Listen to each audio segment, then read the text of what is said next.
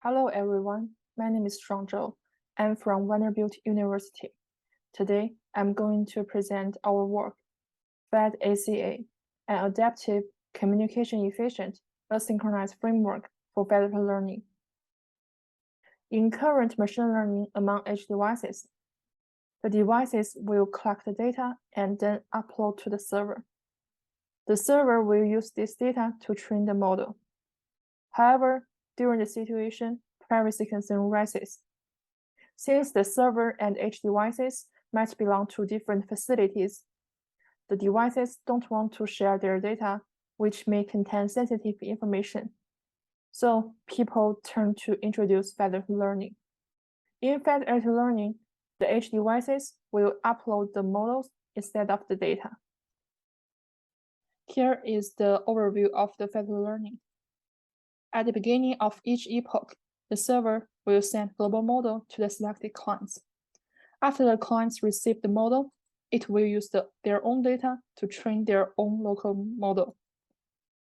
And then, after training, it will send back to the updated model to the server. After the server receives all the model, it will start model aggregation. However, the connection between the client and server may not be stable. And also, since the server will start a new epoch after receiving all of the updates from the selected model, if one of the clients terminates, it will wait forever. Also, the size of the datasets from the clients vary a lot. The straggler devices, which have longer training time, can impact the speed. So we have asynchronized federated learning. In asynchronized federated learning, the server will leave parts of the lagging devices behind and start a new epoch. Here is the framework for asynchronized federated learning. At the beginning of each epoch, the server will randomly select several clients and distribute with the global model.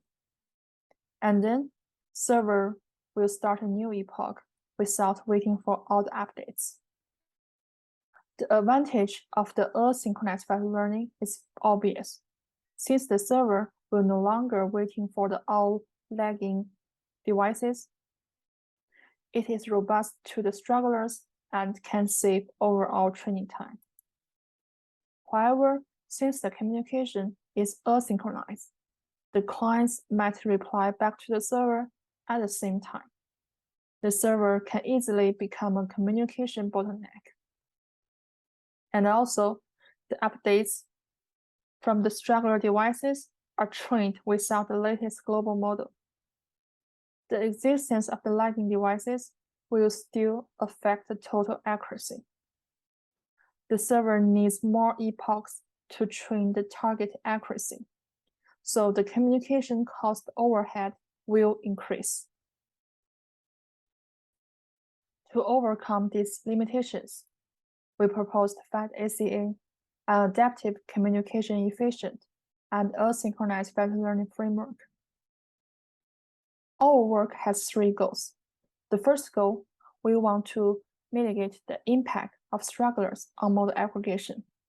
We add a time-related factor to make the latest updates more important in model aggregation.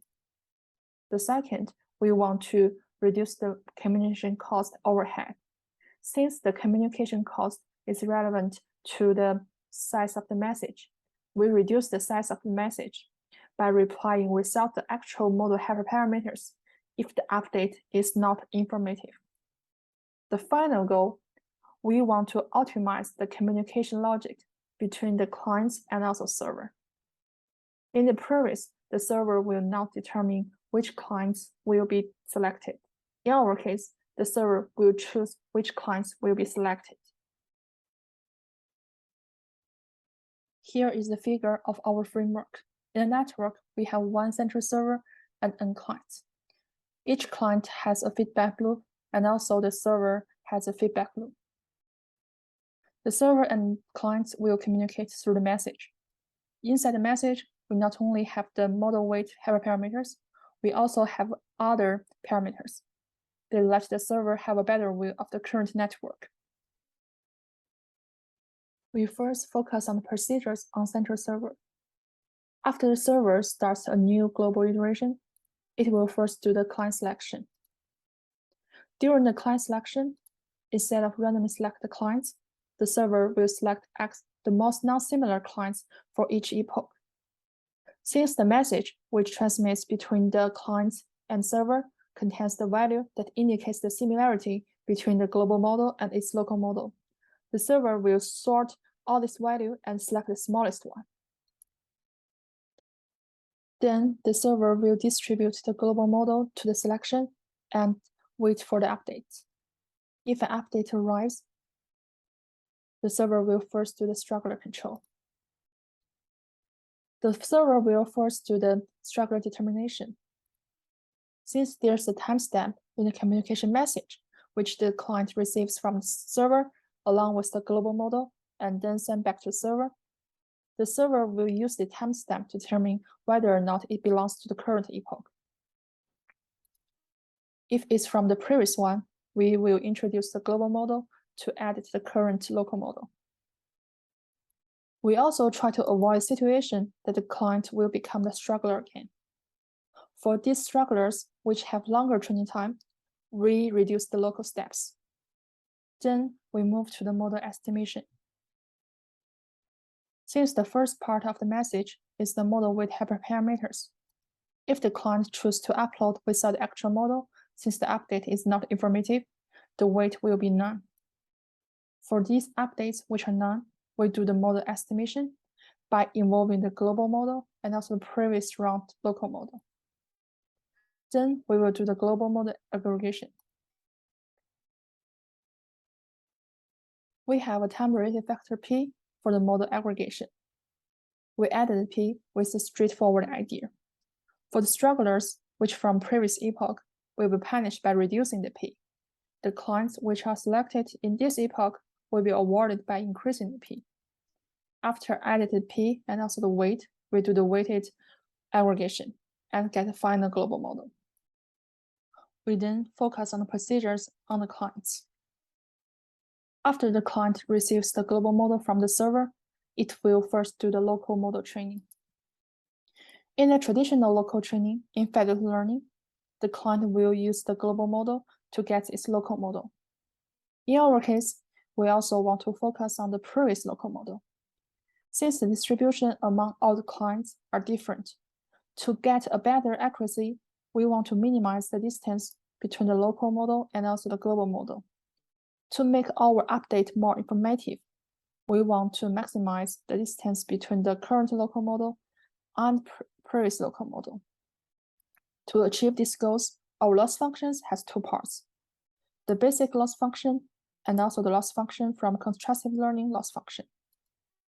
In contrastive learning, the model is trained by minimizing the loss function for a positive pair and also maximizing the loss function for a negative pair. This is suitable for our situation and can be used to achieve our goal. In our case, the positive pair is the global model and the local model. The negative pair is the current local model and previous local model. When the clients finish the model training, they will turn to the informative updates determination. We use two values to do the determination. The first value is the cosine similarity between the current local model and previous local model, which is computed in the contrastive loss function. The second value is the L2 norm distance between the current local model and previous local model. If all these values are larger than the threshold, it can be considered as an informative update, and the clients will reply back with the model. If the answer is no, the clients will reply without the model. In the experiment, we want to show that our framework can be used in different datasets. We also want to simulate the situation that the datasets from the clients do not have the same distribution and also datasets. So we have three datasets: CIFAR10, CIFAR100, and Fashion Amnesty. To get the this different distribution, we use the Dirichlet distribution to generate the non-IID subsets for each client.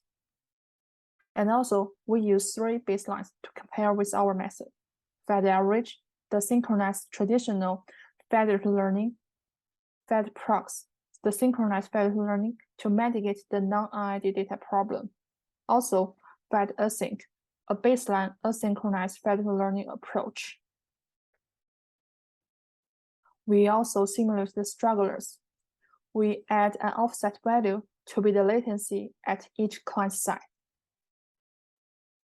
For the experimental results, we first do the test accuracy comparison of different federated learning methods on all datasets in non-IID situation. As we can find in 3 figures, our work, which indicate in the blue line, achieve a better performance among the time. We also want to show that our work is robust to the stragglers. Since we have already done the straggler simulation, we compare the training time, which reaches the target accuracy. In the table, we have 3 datasets. For each dataset, we set 3 target accuracies. We can find that our method can reach the target accuracy with the shortest time. We also want to show that our work is communication efficient by having the smallest communication cost overhead. The communication cost is related to the number of epoch and also the size of the message.